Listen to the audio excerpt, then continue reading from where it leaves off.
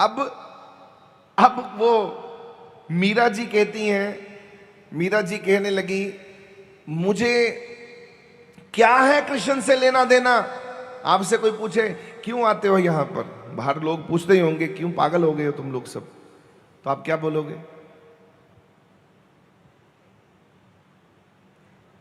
बोले पागल हो गए हैं, बावरे हो गए हैं। मति जो है हमारी, उस मति में वो बस गया है, हृदय में समा गया है, हनुमान बन गए हैं, छाती चीर के भी दिखा सकते हैं।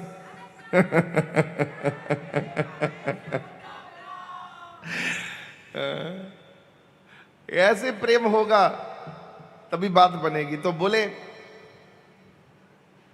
अच्छा, तो रविदास जी ने कहा, ले मीरा सुन, तेरी कथा मैं सुनाता हूं, पिछले जन्म में तू क्या थी।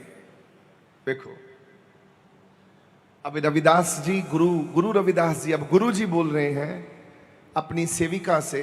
वो सेविका है, कौन है वो? कौन है? मीरा जी, मीरा भाई, मीरा जी। हा, मीरा जी को बोले, मीरा मेरी बच्ची, ले तेरे को मैं आज कथा सुनाता हूं, तू कौन थी पिछले जन्म में, ले मैं तेरे को सुनाता हूं। चल पीछे चलते हैं, यात्रा पीछे करते हैं। ले गए वहां, आंख बंद कर मीरा। और जब उसने आंख बंद करी, जैसे महाराज दर्शनदास जी अपने सेवकों को पीछे ले जाते थे, है ना, जितने भी महाराज जी के साथ रहने वाले सेवादार थे ऐसे नहीं जुड़े। बड़े बटाला में जो लोग हैं, कोई ऐसे नहीं वहां पर महाराज जी के पीछे लग गए। महाराज जी ने एक एक आदमी को अंतर दर्शन कराकर उसको पीछे का भी बता दिया, ऊपर का भी हाल सुना दिया, सारा कुछ बता दिया, मैं कौन हूं तुम्हारा। तो ऐसे पागल नहीं हो गई दुनिया महाराज जी के पीछे।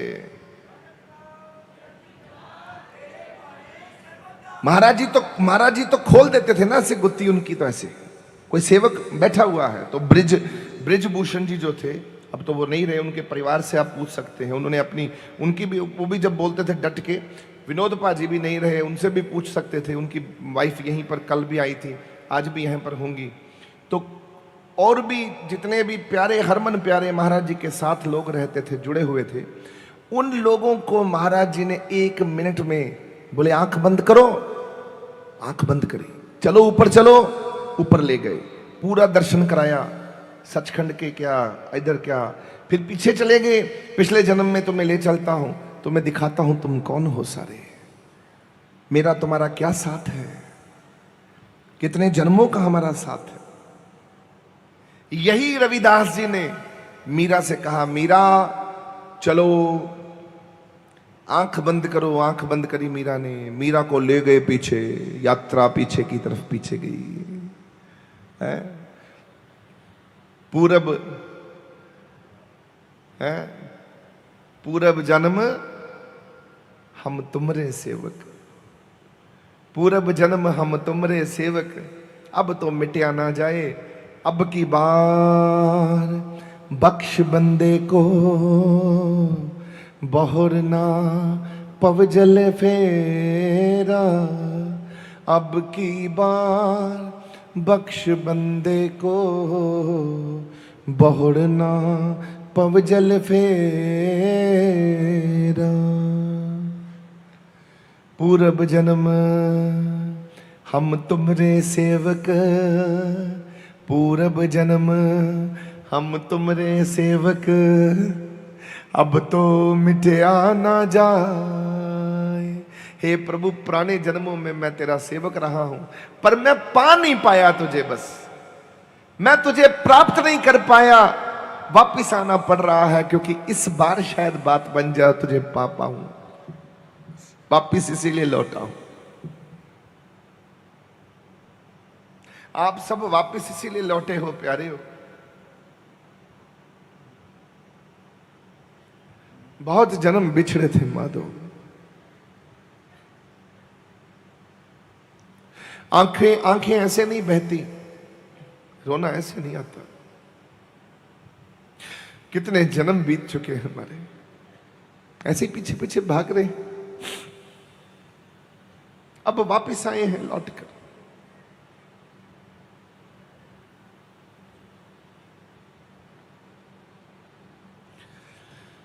आप वापस आए हो,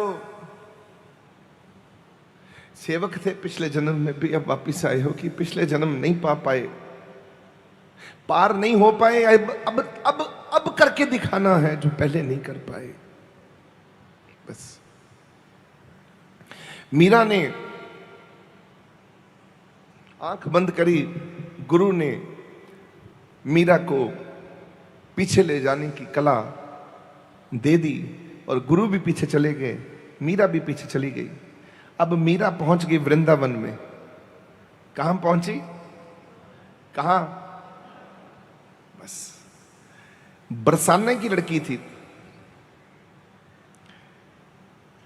इसका बचपन में गोना हो गया था कृष्ण जी के सखे के साथ। गोपा था तो कृष्ण जी के साथ खेलता था वो। उसके साथ मीरा छोटे होते ही ब्याई गई थी और जब ब्याई जाता है तो एक रीत है कि छोटे होते से शादी कर दो, जब थोड़ी बड़ी होगी तो फिर हम अपनी बहू को, वो देहात में तो यही रीत है, आज भी चलता है, गौना कहते हैं उसको, गौना कहते हैं ना। छोटे होते ब्याह हो गया। महाराज जी की जो मां है माता चंदनदेई, वो भी ऐसे ही हुआ। माता चंदनदेई की उम्र पता कितनी थी जब उनकी शादी हुई? 12 साल, सिर्फ 12 साल। माता जी 12 साल के थे जब पापा जी का ब्याह हो गया। पापा जी की उम्र ज्यादा थी, माता जी की उम्र 12 साल की थी। माता जी कहते मेरी मां पूरी हो गई थी, तो मेरी मां जो मर गई तो मुझे फिर बूढ़ी औरतों ने फिर समझाना कि तू घर जाएगी ना चंदनदेई, तो वहां सबको खुश रखना है। कहते मैं बूढ़ी औरतों में बैठने लगी। माता जी की कई बारी मैंने बातें सुनी, तो पुराने जमाने में जवानी बचपन में ही शादी हो जाया करती थी। ऐसे ही मीरा को जब पीछे गई तो मीरा क्या देखती है, इसकी शादी बचपन में हो रही है, पर जिसके साथ हो रही है वो एक लड़का है, वृंदावन में नंद गांव में रहता है। ये सब एक ही है ना सारा कुछ, नंद गांव में रहता है।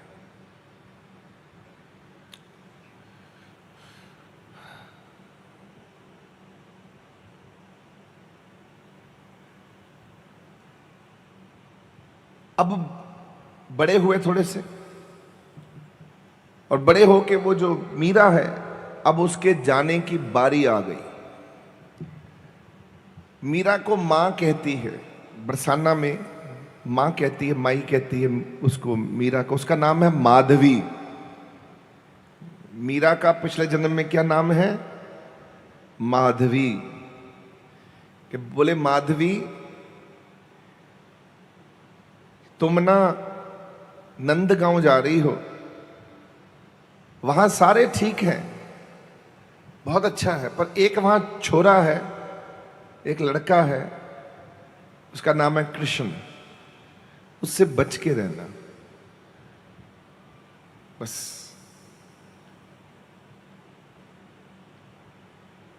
जब वो सामने आए घूंघट कर लेना, ना उसका चेहरा देखना, ना उसको अपना मुखड़ा दिखाना।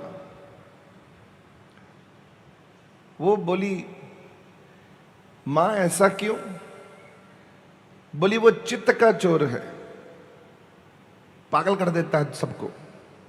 तेरी शादी हुई है, तुझे पागल कर दिया, तेरे घर वाले तुझे घर से निकाल देंगे। घूंघट नीचे करके रखना, उसके साथ ज्यादा बातें मत करना और उसको देखना भी मत। कृष्ण जहां नाम आ जाए मुंह इधर कर लेना। बोली जैसा माँ आपने कहा है सत्य वचन मैं वैसे ही करूंगी। माँ ने कहा, बच्ची ने मान लिया। अब रास्ते में जब लेने के लिए वो लड़का लेने के लिए, पति लेने के लिए जब आ रहा है अपने ससुराल बरसाना में, बरसाना से माधवी को लेकर चला नंदगांव की तरफ, रास्ते में कृष्ण जी मिल गए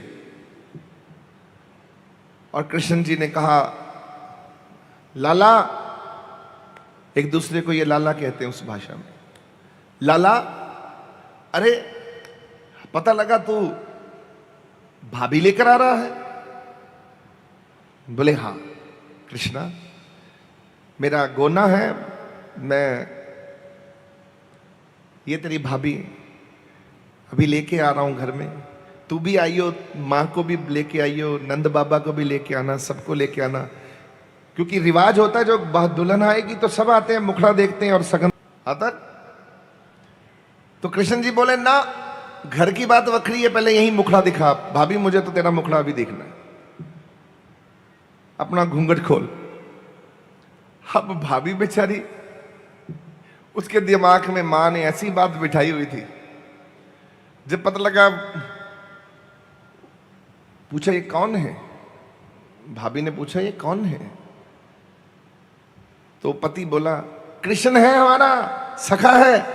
अरे बाबा, वो तो घूंघट और नीचे कर ली पकड़ कैसे।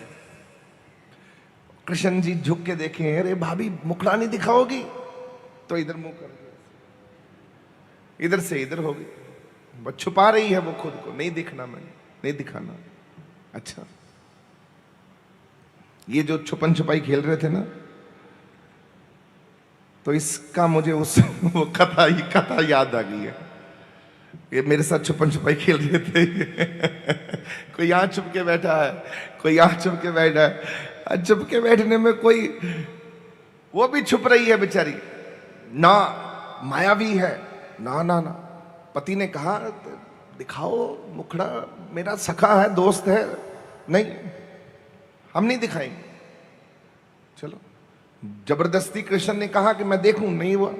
अब कृष्ण बोले ठीक है भाभी, आज से कृष्ण को तुम मुखड़ा नहीं दिखा रही, अब याद रखना, ना कृष्ण तुम्हारा मुखड़ा कभी देखेगा, ना अपना मुखड़ा तुम्हें दिखाएगा।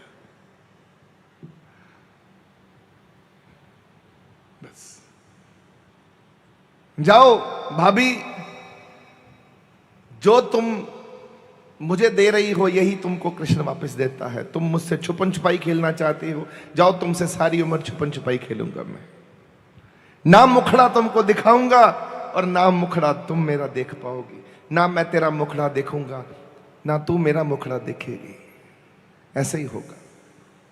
और वहां से कृष्ण चल पड़े। अब माधवी घर पहुंची और वहां बातें हो रही हैं, सखियां आई हैं, गोपियां आई हैं, सारे आए हैं। कृष्ण की बातें ज्यादातर होती हैं, वो सुनती रहती थी, इधर की बातें इधर छोड़ दे, मुझे क्या लेना देना, छोड़ो। अब एक प्रॉब्लम आ गई, नंदगांव आसपास में बरसात, बारिश, बाढ़, रुके ही ना बारिश। अब भगवान ने क्या किए, अपनी उंगली से क्या किया, कृष्ण जी ने क्या किया,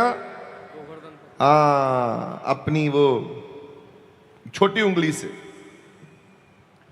वो भी छोटी उंगली, बड़ी उंगली नहीं, बड़ी उंगली से नहीं कोई उठा सकता, हमको छोटा ही होना है, हमको जीरो ही होना है। भगवान समझाते हैं ये वाली उंगली, छोटी उंगली से, कि तुम छोटे ही रहो, बस हमको छोटे ही रहना है। तो कृष्ण जी ने इस उंगली से गोवर्धन उठा लिए, पूरा पर्वत का पर्वत उठा लिया, और सब लोग उसके नीचे आके खड़े हो गए। और क्या रूप कृष्ण जी का, ऐसे खड़े हुए, लब लब कर रहा है। उनका तो वैसे ही रूप बहुत था, वो तो कृष्ण को तो देखकर लोग पागल ऐसे नहीं हो जाते थे।